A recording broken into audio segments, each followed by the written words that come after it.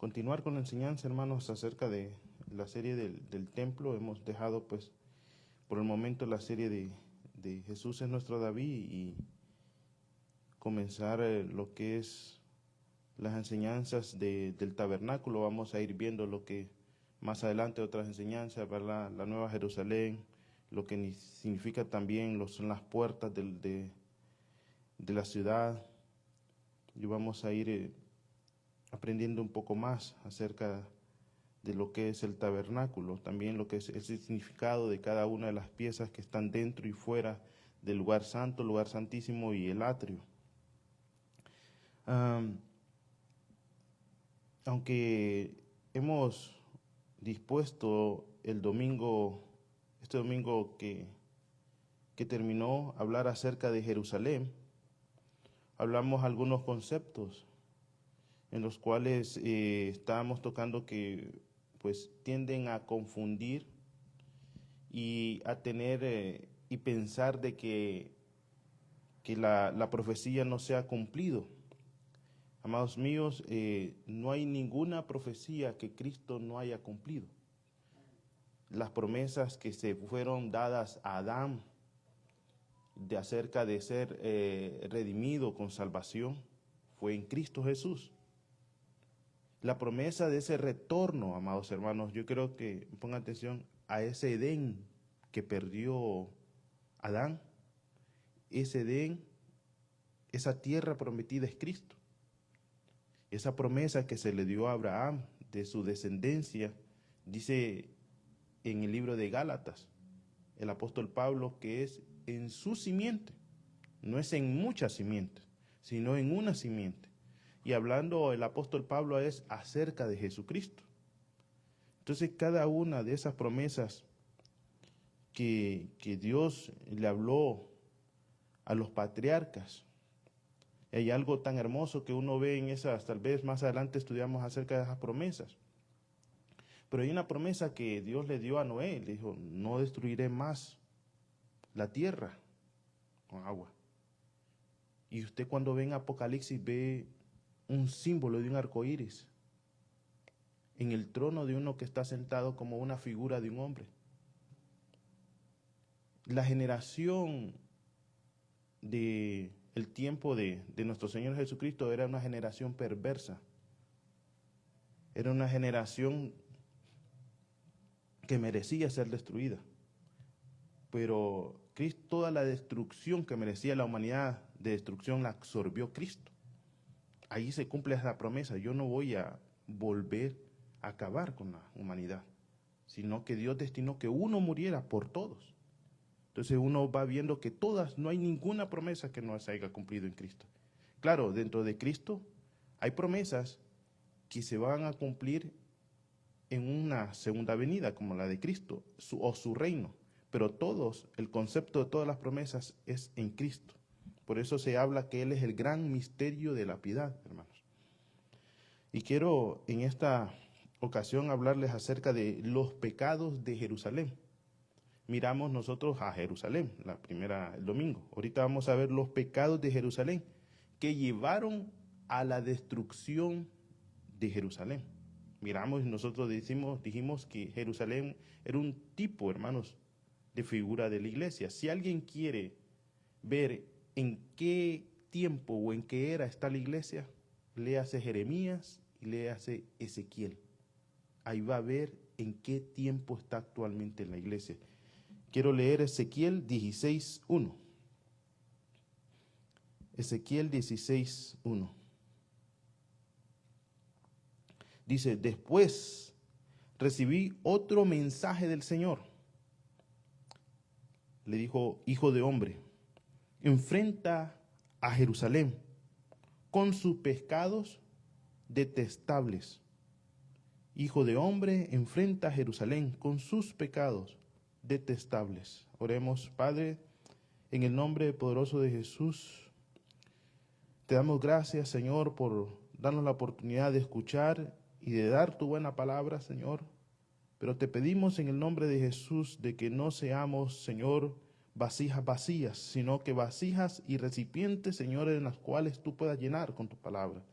Para que podamos beber, Señor, y no pasarla, Señor, la copa a alguien más. Te pedimos, Señor, que nos ayudes a entender, a tener mayor claridad, Señor, de las profecías que ya fueron cumplidas en tu Hijo, Señor. En el nombre poderoso de Jesús, Señor, te damos gracias. A ti sea la gloria y la honra, en el nombre poderoso de Jesús. Y cuando hablamos acerca de la destrucción de Jerusalén, hay que hablar un poco de historia, que miramos nosotros que fueron destruidas varias veces. Miramos que fue destruida en el tiempo de Babilonia, miramos que fue destruida y reconstruida después, y fue destruida en el tiempo de la era de nuestro Señor Jesucristo. Pero cuando se habla de la destrucción de Jerusalén, se habla de la destrucción de un sistema, de la destrucción de un sistema que había corrompido lo que Dios había dado para su pueblo. Y me empecé a poder ver de que muchas veces dentro del sistema, incluso humano, hay parásitos que se alimentan en nuestro sistema y no nos ayudan, hermanos. Por eso es que muchas veces hay niños, hermanos, que no engordan, delgaditos. Y usted dice, no, es que, y solo la pancita así, ¿verdad? Entonces Jerusalén así estaba, hermano. Estaba desnutrida y con la pancita así, tenía parásitos. Esos parásitos estaban en un organismo vivo y se estaban alimentando de todo el sistema que Dios le había dado para poder llevar salvación a su pueblo. Un parásito es un organismo que vive dentro de otro organismo. Es un huésped para obtener los nutrientes y dice, y la protección a expensas de donde está. Y mira el término parásito. En griego se dice casi lo mismo, parásitos, que significa, dice, quien come en la mesa de otro, ya que el parásito depende totalmente del huésped para poder sobrevivir, a menudo perjudicándolo en el proceso. Entonces, estos parásitos religiosos estaban dañando la obra de Cristo. Estamos hablando de un sistema religioso. Yo diría ahora entiendo cómo el Señor llega a Jerusalén y bota las mesas, hermano. Estaba botando las mesas de los parásitos, de aquellos que se estaban alimentando de ese sistema religioso. Y miramos el domingo que hablamos acerca de Jeremías. Ahorita vamos a hablar mucho acerca del profeta Ezequiel. Pero los dos eran profetas contemporáneos. Cuando se habla de Jeremías, Jeremías es como el que ve lo externo. Y el profeta Ezequiel es como lo que ve dentro del tabernáculo. El profeta Jeremías, hay una profecía que nosotros leímos, parte del relato de lo que pasa con el rey Sedequías, dice que él intenta huir. Y cuando él intenta huir, lo capturan y le sacan los ojos. Bueno, quien narra esa profecía es el profeta Ezequiel. Jeremías solo da lo que pasó, le sacaron los ojos, lo dejaron sin visión. En la profecía de Ezequiel dice que capturarán al rey y lo llevarán a Babilonia, pero no podrá ver Babilonia. Y cualquiera que lee la profecía diría, bueno, ¿cómo que lo van a llevar a Babilonia y no va a haber Babilonia? Como no se entiende, pero cuando uno lee Jeremías, narra de que fue que le sacaron los ojos. Se cumple la promesa realmente de que lo llevan cautivo, pero no puede ver a Babilonia. También en Jeremías se señala mucho el tremendo pecado que hacía el pueblo de Israel. Hay una de las profecías también que Dios le dice a Ezequiel acerca de la gran contaminación y de los pecados que había hecho su pueblo en Jerusalén. Le dice, mira, va a morir tu esposa y cuidadito no quiero que la llores. Hermanos, qué tremendo. que muera la esposa de uno y digan, no, no, no, cuidadito la llores. Y lo hago porque este pueblo se va a destruir, Jerusalén, y a este pueblo le va a dar igual. Le va a dar igual. En otra ocasión hay una profecía que le da Dios a Ezequiel y le dice, Ezequiel, quiero que agarres tu cebada y hagas pan horneado, pancito para que comas. Pero mira, Ezequiel, ¿cómo lo vas a hacer? Lo vas a empezar a hornear con excremento humano. Mire qué tremenda profecía. Y el Señor le dice, porque este pueblo ha pecado contra mí. Prácticamente Dios le estaba diciendo, han agarrado mi palabra y la han mezclado con cosas babilónicas, con sus ídolos. Y Ezequiel le ora a Dios a interceder, diciéndole que por favor le permita hacerlo con excremento de bueyes, de vaca. Y el Señor le da la oportunidad.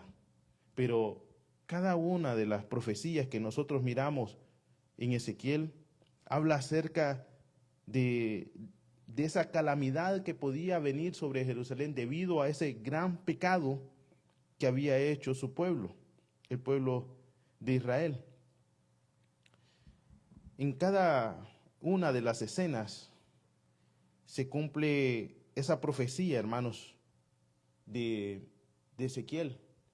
Miramos en el domingo cómo el Señor entra a Jerusalén. Y cuando va saliendo en Mateo 24, sus discípulos le dicen, que ese texto es que nosotros estábamos diciendo, donde se narra que no quedaría piedra sobre piedra. Pero en ese texto, ahí dice, y cuando, si quiere lo leemos, hermanos, cuando dice, y cuando el Señor salió de Jerusalén. Si quiere lo leemos, Mateo 24.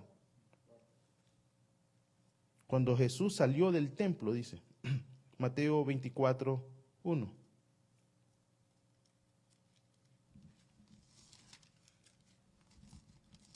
¿Qué es esa palabrita? Dice Mateo 24, 1. Cuando Jesús salió del templo y se iba. Hasta ahí, hermano. Y es que, amados hermanos, en Ezequiel marca una profecía. Cuando Ezequiel ve la gloria de Dios dentro del templo y ve la gloria de Dios que sale hacia el atrio y después la gloria de Dios sube. La gloria de Dios es mencionada como la Shekinah, hermanos, como una densa nube luminosa. Y entonces se pone arriba de la lumbrera, dice, como en el techo del templo. Ezequiel la ve y después sube esa gloria sobre querubines. Los estudiosos hablan acerca, hermano, de esa forma de ver cómo Jesús sale del templo. La gloria de Dios sale del templo y se queda fuera en el templo viendo cómo va a llegar la destrucción de Jerusalén. Tal y como Ezequiel vio la gloria de Dios salir del templo de Jerusalén. Viendo que lo que se acercaba era una gran destrucción. Cuando sale la gloria de Dios en Ezequiel, no ha pasado destrucción. Nosotros miramos también cuando está nuestro Señor Jesucristo saliendo del templo, no ha pasado destrucción. Y eso es lo que nosotros podemos ver hoy en día. En muchos lugares, hermanos, donde dicen, no, si la gloria de Dios todavía está, hay sanidades. Si la gloria de Dios todavía está, todavía hay profecía. No, si la gloria de Dios todavía está. Miren cómo hablan en lenguas. No, la gloria de Dios ya se había ido. Y lo que quedaba ahí era únicamente un templo. Respondieron, dice en el Mateo 24:2, y les dijo, ¿veis todo esto? De cierto os digo que no quedará piedra aquí sobre piedra, que no sea derribada. Ahora, en el libro de Hebreos, cuando se habla acerca de una promesa, y la promesa que está ahí, en el libro de Hebreos, habla acerca del día de reposo. Dice Hebreos 4:1. Temamos, pues, que no sea que permaneciendo aún la promesa de no entrar en su reposo, alguno de vosotros parezca no haberlo alcanzado. Diría yo, temamos pues, no sea que permaneciendo aún la promesa de que si nosotros no nos mantenemos fieles y guardamos su pacto, la gloria del Señor tenga que salir de los lugares que Dios había destinado que sean luz, de los lugares que tenían que ser sal, pero perdieron su sabor. Hermanos, es un mensaje de alerta. Sí, para los que murieron hace miles de años. Sí, fue un mensaje de alerta para ellos. Y fue un mensaje de alerta para los cristianos del primer siglo, cuando estaba nuestro Señor Jesucristo. Y sigue siendo un mensaje de alerta para nosotros que estamos hoy en este tiempo. Un mensaje de alerta para que nosotros nos pongamos a mirar que estamos viviendo en esta Jerusalén ahora, hermano, no hecha de manos de hombre, hermano, sino una Jerusalén hecha y comprada con precio de sangre. Mire los pecados de Jerusalén. Dios le recuerda a Jerusalén de dónde la sacó. Miramos nosotros en aquella fotito cómo David agarra ese territorio cananeo, lo conquista de los jebuseos y lo convierte en una capital para sí misma, en la cual él piensa poner el tabernáculo de Dios. Entonces, asimismo Dios ve a Jerusalén, dice Ezequiel 16:1. Después recibí otro mensaje del Señor, hijo de hombre, enfrenta a Jerusalén con sus pecados detestables. Dale este mensaje de parte del Señor soberano. No eres más que una cananea. Tu padre era amorreo y tu madre hitita. Hablando de esa ciudad, pero ahora hablando acerca de la iglesia, hermano, que ha sido rescatada. El día que naciste, nadie se preocupó por ti. No te cortaron el cordón umbilical, ni te lavaron, ni te frotaron con sal, ni te envolvieron en pañales. Nadie puso el más mínimo interés en ti. Nadie tuvo compasión de ti, ni nadie te cuidó. El día de tu nacimiento no fuiste deseada. Te arrojaron en el campo y te abandonaron para que murieras. Sin embargo, dice el Señor, acá hablando, hermanos, acerca de que en ningún otro encontramos salvación.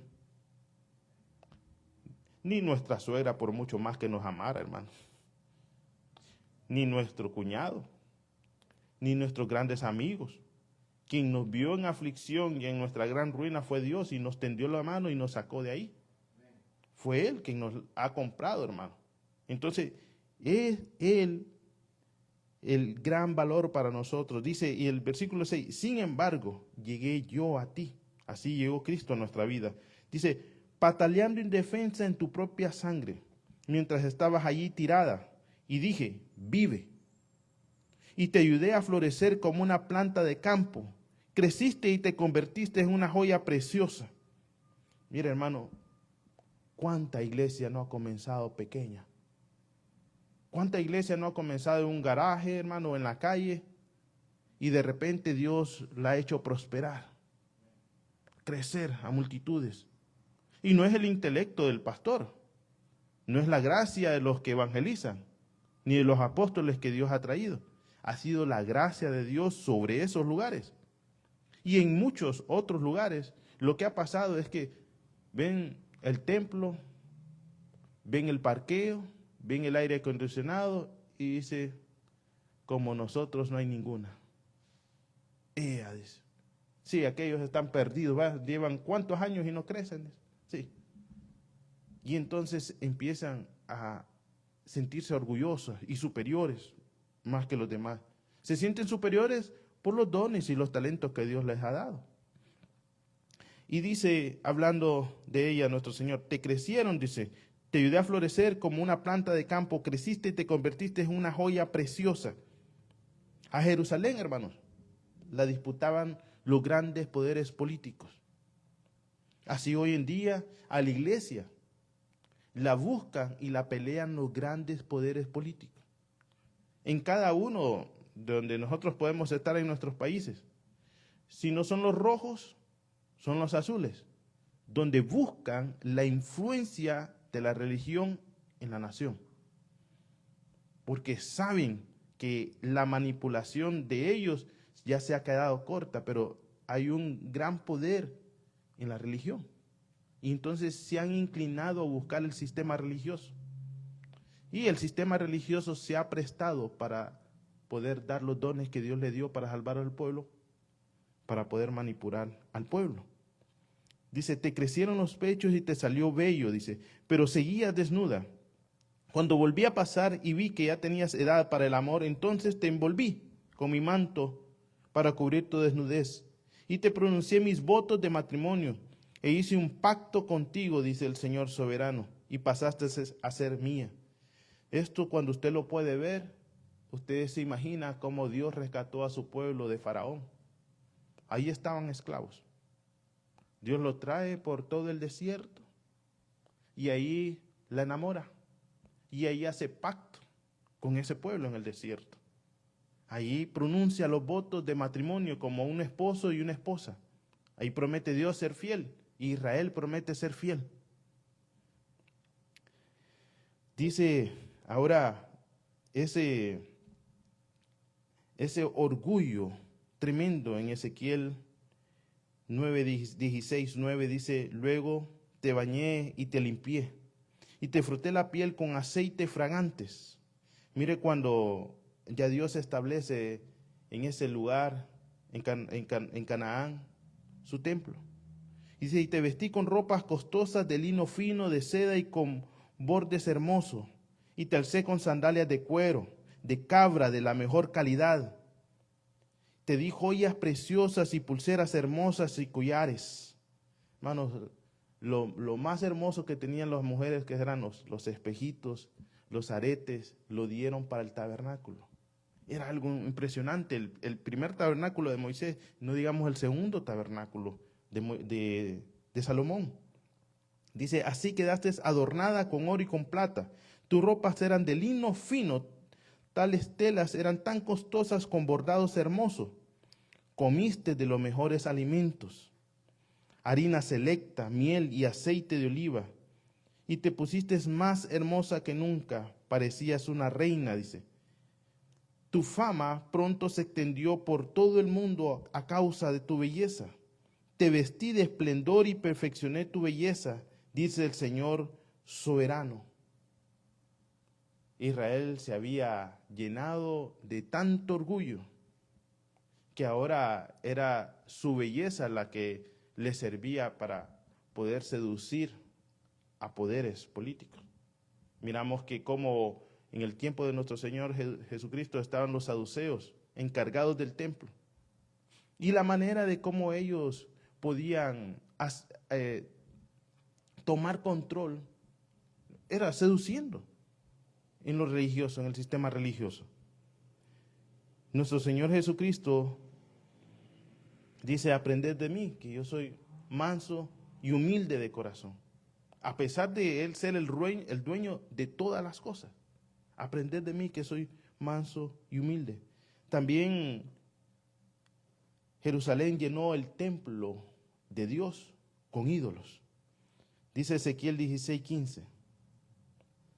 Pero pensaste que eras dueña de tu fama y de tu belleza. Entonces te entregaste como una prostituta a todo hombre que pasaba. Tu belleza estaba a la disposición del que la pidiera. Hermano, llega Ezequiel y de repente los ancianos llegan a su casa para que interceda por ellos a Dios.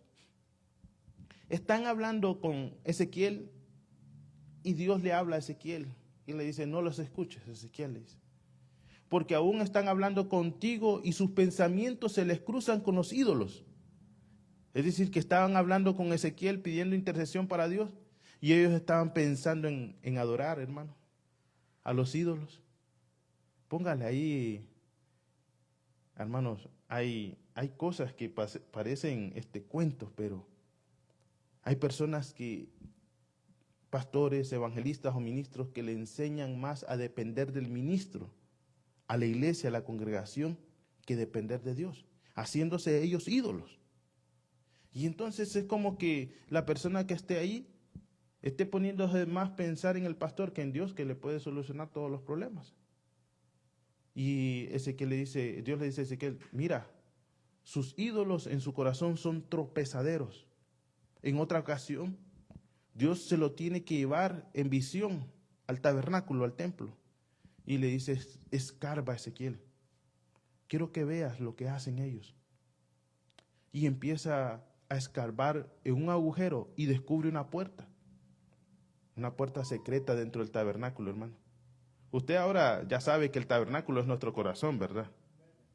Bueno, ¿qué cosas tendremos escondidas nosotros en el corazón, hermano? Que no se las enseñamos a Dios. Mire, hermano, Dios es Señor. Si Dios ha sido Señor en nuestro corazón, Él tiene permiso de poder entrar a las cosas más escondidas y más vergonzosas de nuestro corazón. Claro que las va y busca para que usted se arrepienta, nos arrepintamos de nuestros pecados y no nos sintamos nosotros condenados, sino perdonados y salvados y libres por gracia. Ahora, estos sacerdotes tenían adentro del templo, adentro de su corazón, un escondite, donde ponían ídolos enfrente de la gloria de Dios. Y el Señor le dice a Ezequiel, mira, ¿acaso pretenden que yo me vaya? Yo quiero traerlo, perdónenme hermano, con este ejemplo. Porque a algunos no les gusta, le quisieran quitar la palabra prostituta de ahí. Pero ponga el ejemplo hermano. Cómo le duele el corazón a Dios. Dios la vistió, la sacó de esos pueblos cananeos, la compró, la vistió de la mejor manera, la ungió. Y de repente la tiene viviendo en casa y trae a su otro amante y enfrente de él se pone a tener relaciones. Dios hace esa similitud para que nosotros nos demos cuenta del daño. Y ni aún así vamos a alcanzar la magnitud del daño del corazón de Dios, lo que sintió el Señor, porque el corazón del Señor es un corazón santo. Pero lo que puede provocar, hermanos, eso. Dice, ¿quieren acaso que yo me vaya de mi casa? Pónganse a pensar, hermano. Esa era la actitud que ellos querían. Ellos querían quedarse con su casa, querían quedarse con el templo que Dios había levantado, pero para que lo adoraran a ellos. Dice, usaste los hermosos regalos que te di para construir lugares de culto a ídolos, donde te prostituiste. Y dice esta versión, qué increíble. ¿Cómo pudo ocurrir semejante cosa? Dice el capítulo 16, versículo 17, tomaste las joyas y los adornos de oro y de plata que yo te había dado y te hiciste estatuas de hombres y te rindiste a ellos. Eso es adulterio contra mí, dice el Señor. Usaste las ropas con bordados hermosos que te di para vestir a tus ídolos. Hermanos, los sacerdotes habían utilizado sus propias prendas para vestir a los ídolos que tenían dentro del templo. Cosas santas. Después usaste mi aceite especial y mi incienso para rendirles culto. Amados hermanos, las cosas, las ofrendas, los diezmos son cosas santas, hermanos. Son cosas que tal vez las se utilizan aquí para en este plano existencial donde estamos nosotros para pagar, sea aire, hermano, la luz, sea donde el lugar que cualquiera lugar va. Pero, mire, hay un testimonio. Yo estuve de ese lado, participando, pero un pastor contó del otro lado, como Ezequiel, que estaba adentro. Yo estaba como Jeremías de aquel lado de ahí, participando. Pero ese pastor fue como Ezequiel, que estaba adentro. Lo invitaron a predicar. Predicando en un congreso de jóvenes, cae la gloria del Señor, liberan personas, milagros, sanidades. Y de repente el pastor cuenta de que se va para adentro, dice, a reunión con los demás pastores y ministros que estaban ahí. Y tienen una mesa, hermanos, así dicen. Y se escucha la voz de un predicador que dice, ¿y ese reloj? ¿Y esas esclavas para quién? ¿Quién las quiere? Hermano, haciendo mercadería de los despojos, perdón, de las ofrendas que se habían agarrado de ahí. Para ellos eran despojos, no eran algo santo para el Señor. Entonces, esas cosas las están utilizando hoy en muchos lugares y acontecerá lo mismo que pasó, amados hermanos, con el segundo templo. La iglesia está rodeada y no se ha dado cuenta. La iglesia la tienen rodeada. Y lo que se va a destruir no es la iglesia, porque es indestructible la iglesia del Señor. Lo que se destruirá es el sistema que han provocado personas que se han metido como parásitos dentro de algo santo para Dios. Y no se han dado cuenta, hermanos. Algunos Dios los ha mantenido como Ezequiel y como Jeremías, para que sean voces en medio de todo ese delirio que se va a dar, hermanos. Ezequiel condena a los pastores, hermanos. Ezequiel 13:1 dice, el Señor se dirigió a mí y me dijo, habla en mi nombre contra los profetas de Israel. Esos profetas que hablan por su propia cuenta, diles que oigan la palabra del Señor. Ay de los profetas, dice esta versión, estúpidos, que siguen su propia inspiración y no tienen verdaderas visiones.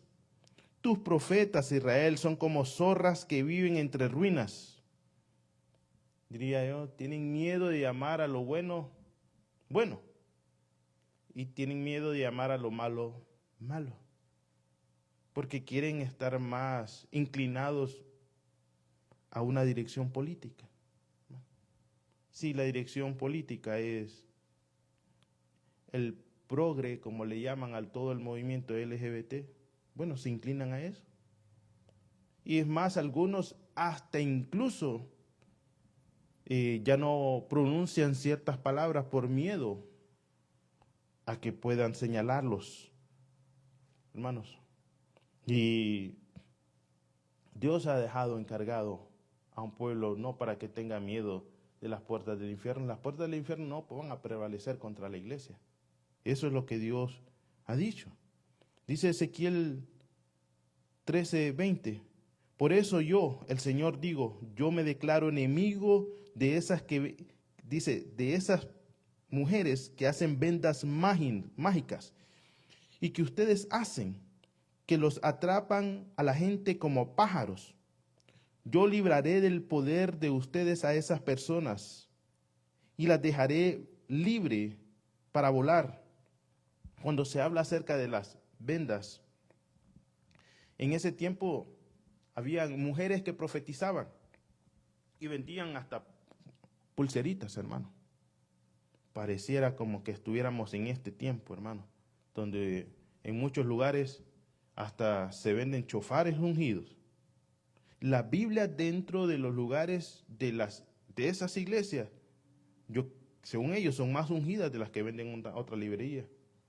Y el precio que venden es hasta 3 veces mayor que en otra librería.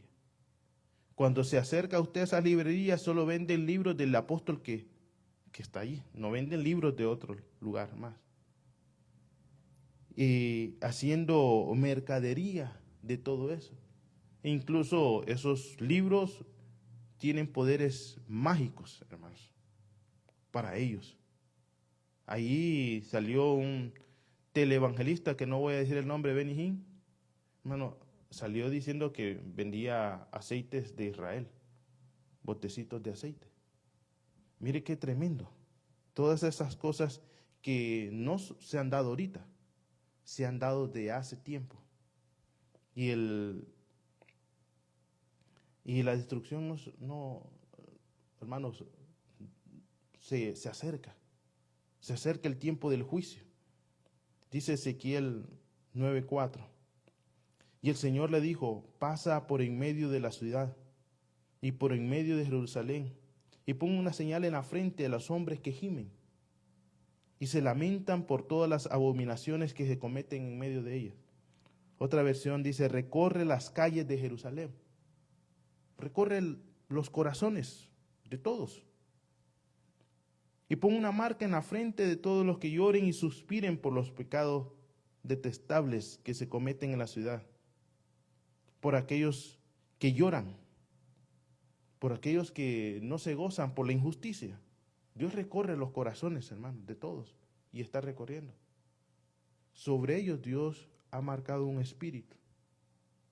Para aquellos que no se complacen con la mentira de ellos. En muchos lugares yo me llevé una gran decepción, hermano. Se me cayó el ídolo, le digo yo. Se me cayó el ídolo.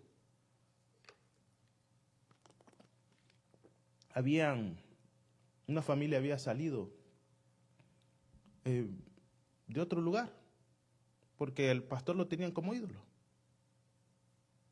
Y resulta que en ese lugar, a ese pastor, la esposa lo tenía como ídolo. Todos los demás dijeron, bueno, vamos a salir.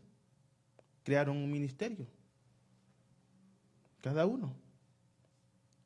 Lo lógico sería que no volvieran a cometer las mismas cosas, ¿verdad? Que la mujer, al saber de que si va a cuidar de su esposo, es que ella se mantenga en la verdad. Y cuando su esposo se desvíe, lo llame al arrepentimiento con la verdad. Pero, amado hermano, en cada uno de los ministerios me di cuenta de que volvieron a cometer el mismo pecado. Y en una ocasión hablé con la esposa de uno. Cuando lo acorralé con la verdad, no sabía qué decir. Y empezó a mentir. Ahí se me cayó el ídolo de esa persona. Yo dije ¿cómo es posible?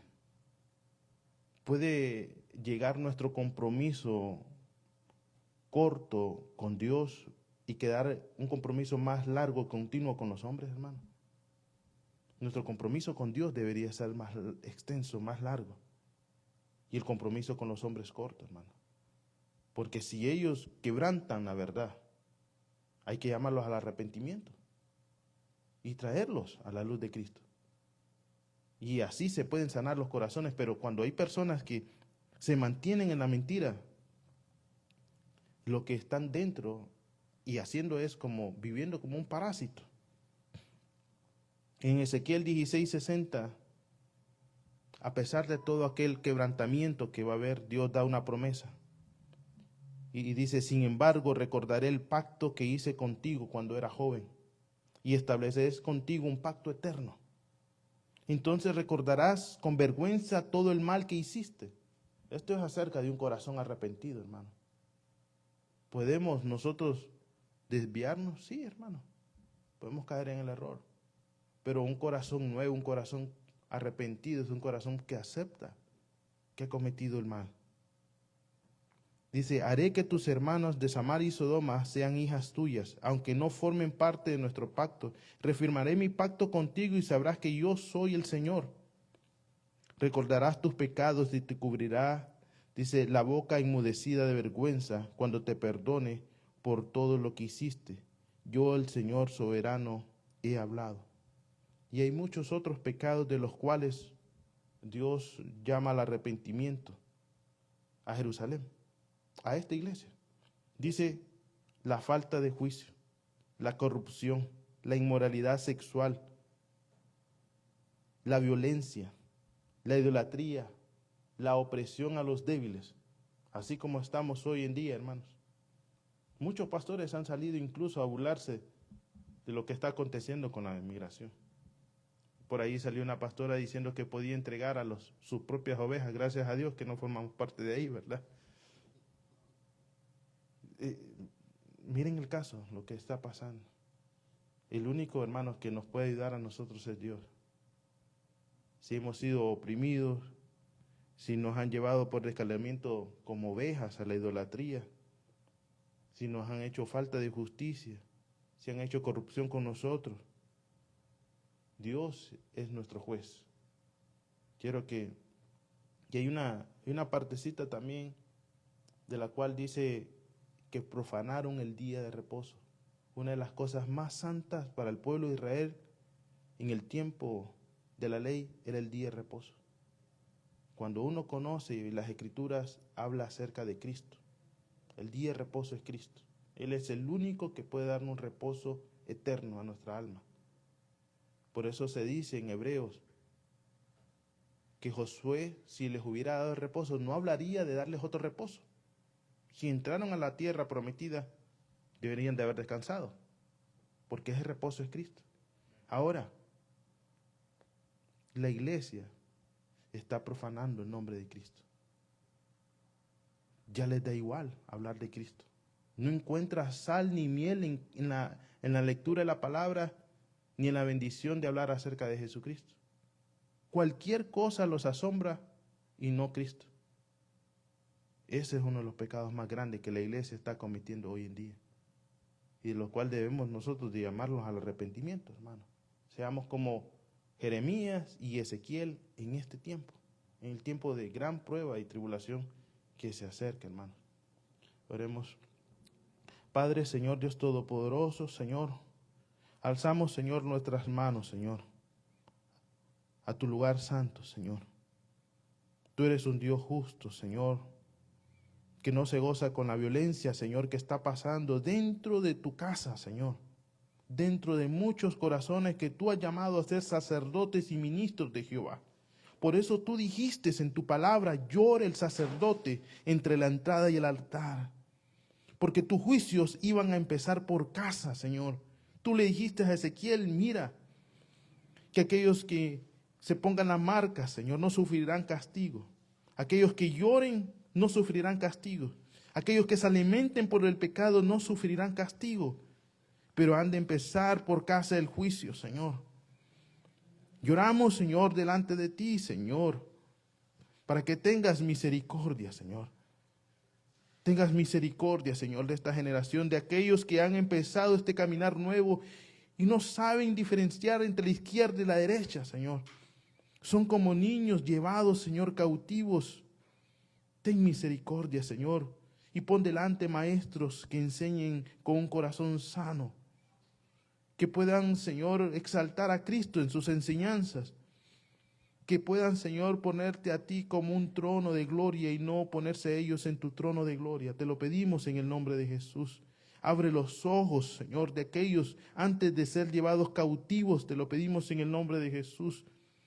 Tu palabra enseña, Señor, que en aquellos días, como los días de Ezequiel, se irá paz y seguridad. Mas tu palabra dice que sobre ellos vendrá destrucción repentina, Señor. En el nombre de Jesús, Señor, te pedimos, ten misericordia. Ten misericordia. Ayúdanos a proclamar, Señor, estas buenas nuevas siempre, aún dentro de la iglesia, Señor, porque se han olvidado, Señor, que tú eres un Dios que oye aún lo más secreto y lo íntimo del corazón del ser humano, Señor. Te lo pedimos en el nombre poderoso de Jesús, Señor. Y su pueblo dice, amén, aleluya, gloria sea a ti.